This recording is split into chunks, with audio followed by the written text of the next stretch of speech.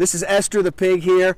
You know, pigs are funny animals. One thing that pigs love is to get dirty. And you know, I think as Christians, we sort of view ourselves as pigs. We love mud, we love sin, and that's really not the reality of who we are. Now, before Christ, yes, we were sinners, we loved mud, we loved to roll around in the mire of this world, but Christ did something to us. When he saved us, he made us new. He gave us a new nature, a new heart. So we're no longer sinners that have just simply been saved by grace, but no, we are saints of God who have been saved by Christ. If you notice Paul, when he writes letters in the New Testament, like 1 Corinthians, he doesn't write, "Hey, all you sinners, stop sinning." Instead, he says, "To the saints, now stop sinning." And he's appealing to our identity, our nature, who we truly are. Because we're no longer sinners anymore, but instead we're saints of God who desire not the mud of this world, but we desire to live ultimately for the glory of God. So if you're a believer in Christ, don't believe yourself to be just an old sinner, just an old pig who loves mud,